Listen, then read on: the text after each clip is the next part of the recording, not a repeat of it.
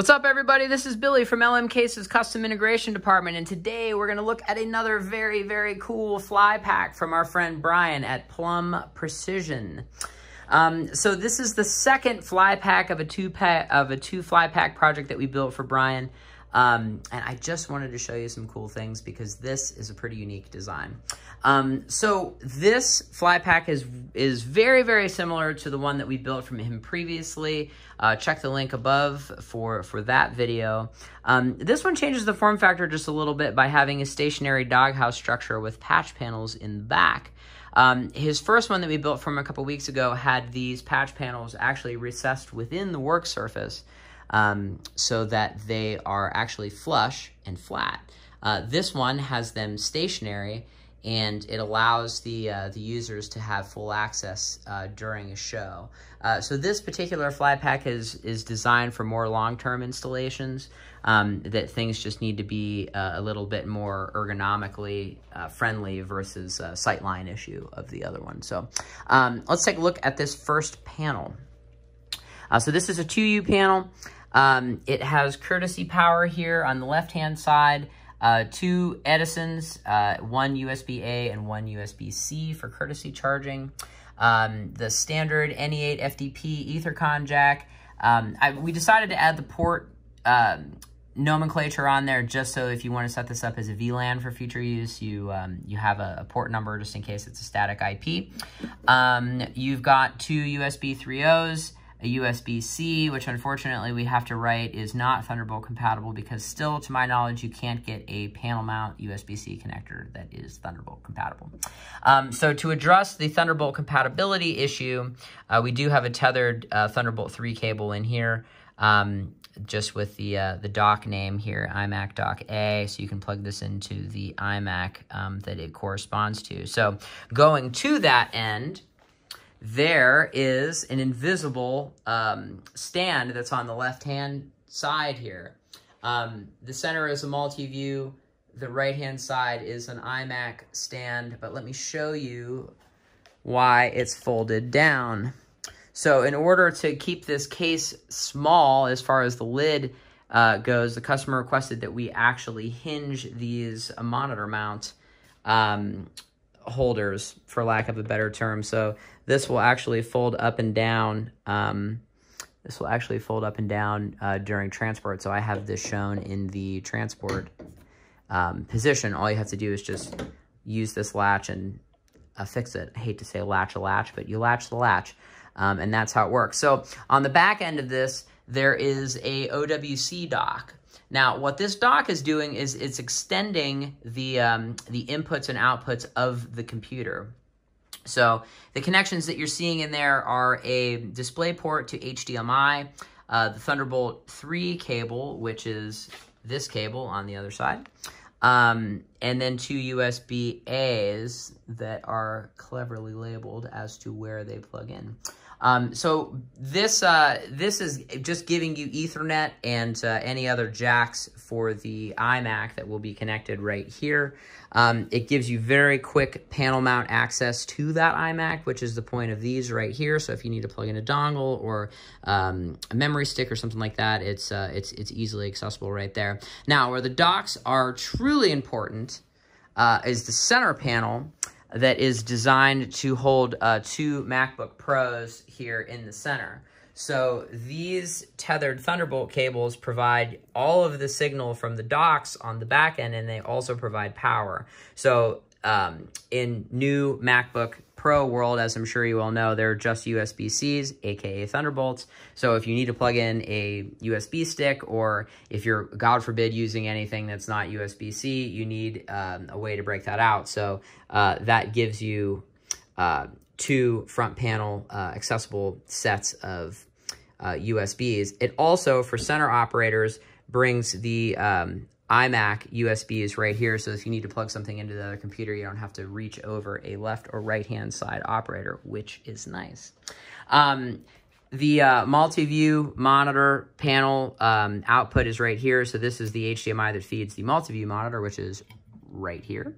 And there's also a separate spaced outlet for that multi-view monitor. Now, on this panel, we're adding snap-in Edisons versus using duplexes. I like to have something that's a spaced Edison so that if you have like an iPad charger, or if you're using a Blackmagic format converter, you need to plug in something that has some type of power brick, it spaces it out. Sometimes when you use these outlets, the duplex outlets, a pro plug that's really big will occupy not only this outlet, but it'll also burn your USBs too. So I like to have something on a work surface that's a little bit bigger. So this work surface, well, actually, let's talk about something else. On the bottom here, even though it's not pictured, there's going to be rack rail installed here in the morning. This is just when we finish the install. This is a Clearcom base station. I made a pretty nice little snake here that has all of the XLRs. Ooh, trying to get that to focus. All of the XLRs for the Clearcom station, and I also added a locking IEC. So this is 16.3 SJO that's in there. So because this will be mounted in the work surface, I just wanted to make sure that everything was a locking connector. So the reason why I pulled that out first is to show you that this work surface actually extends. So all you have to do is just grab this and pull it forward, and it can extend. I think it'll actually go another 12 inches, but that's for the sake of the one-handed video that I'm doing. That's as far out as I want to take it. So this is actually designed so that you can sit behind it. Let me see if I can pull this actually out a little bit farther here. You can see these little perforated panels right here. This is a custom CNC cut piece that we make here. This allows the work surface to lock in multi-staging, so you can it'll just lock in place if you just pull it. So that's actually really nice. It's a very, very strong work surface. This is technically designed for 2 or 3 people to work at it, up to 4 if you need to. So it's a nice strong work surface. And if you're doing a long corporate event, you know you're going to be leaning on that thing. So it is extremely strong. Going down to the bottom section, move this loom out of the way. This is where you store the iMacs.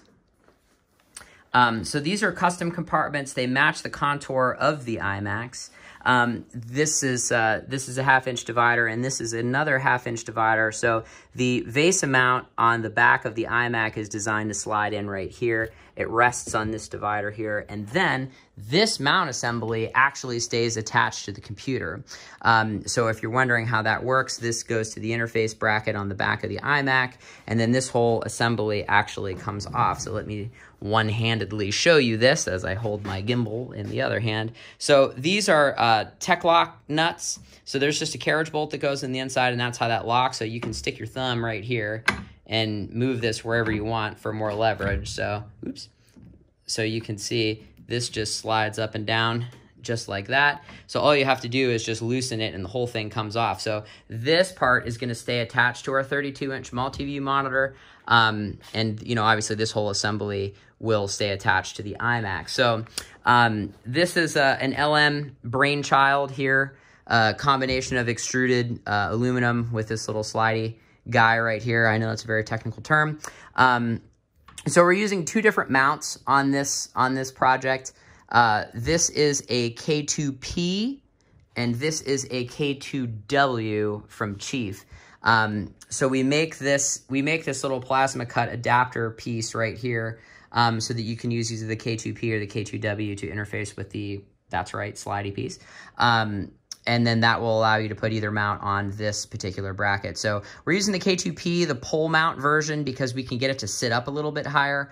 With a Multiview monitor, we're just trying to get it up and out of the way for as much height. Whereas just because it's a preview monitor for up to 3 people working, please pardon my messy desk.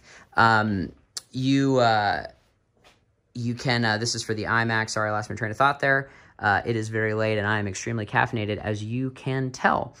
So basically, this whole assembly will live on the iMac. So when you pull the iMac off, you essentially hold it with one hand, using your other hand to loosen this and take the whole thing off. That's a lot easier than dealing with the screws that are associated in the iMac. It's a toolless way to get it to go, to get it to remove, and it's very strong. So now that you know that, Going back into the compartments here, this whole side compartment is designed for that whole assembly. So because those monitor mounts are articulating, meaning they spin, and then there's a little, I guess, convex or concave portion where it goes like this. They get kind of floppy, so those larger compartments down here allow you to store that. Moving on to the center compartment, this is for the Multiview monitor. The angled foam over here is actually allowing us to stick a monitor that is too wide for this compartment. In this compartment, Brian had a very specific left to right dim that he needed to fit into a semi, so that's where we're at for that. We couldn't deviate, so that's the way we got it to fit. There are some nice little cinch straps in there. So, excuse me, the monitor mount portion all goes in the back with the screen facing out. This is a gigantic bundle of SDI patch cables that we made. This interfaces with the panel, and then just are some cables that he requested just to go between the gear. So this is 12K canary cable with let's say Canard connectors. Brian's color, his corporate color is purple, so we use purple boots for everything. We can make those boots for you in whatever color Canard sells. Ha ha ha. So there's that. That's just a bundle of prepped cables. Moving on into the rack section, this is an 11-space rack. This is Brian's Furman from a previous project that we were working on. We just had it here. It's finally going back home to him. So everything is kind of roughly installed in here. He's got to put an ATEM and a couple of other video processors in this rack, so I didn't want it to get too crazy as far as lacing all the cables down. Just so that he didn't have to undo it. So this is our main I/O panel. This is in out for the whole system so that you don't have to ever go in the rack. Most of these connections are going to hit a Blackmagic 12x12. You know, it just gives you all of your SDI ins from cameras or any video sources around the room, and then also all of your SDI outs.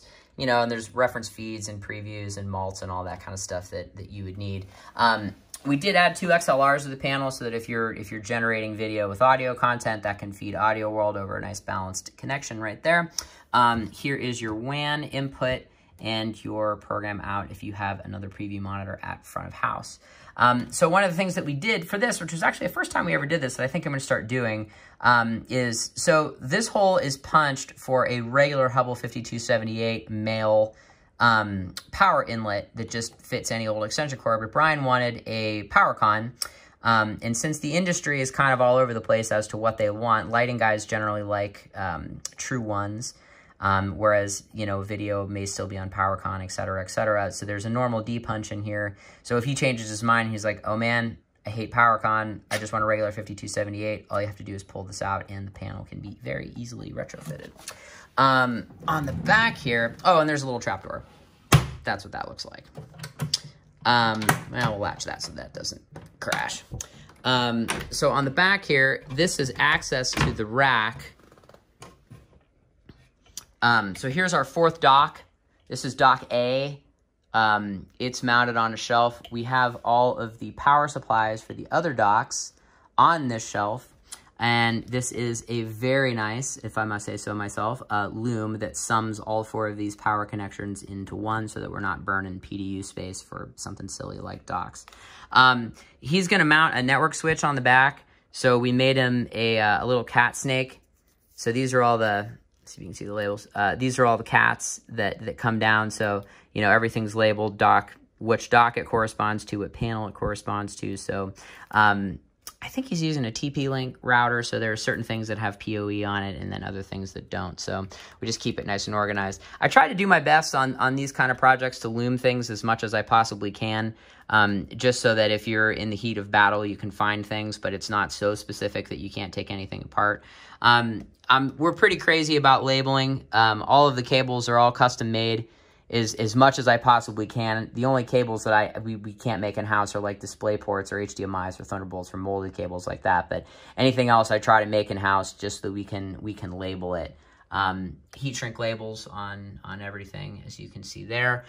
So on each of the docks, he's running a decimator. that's gonna run his confidence monitor feed. So we're gonna take Thunderbolt 3 to HDMI, and then the HDMI is gonna feed the decimator, and then there's gonna be an SDI out, which is what these are, these unterminated purple BNCs that are right here. This is just gonna hit a decimator that's gonna live right there, and then these little guys down here are just the dry lines from.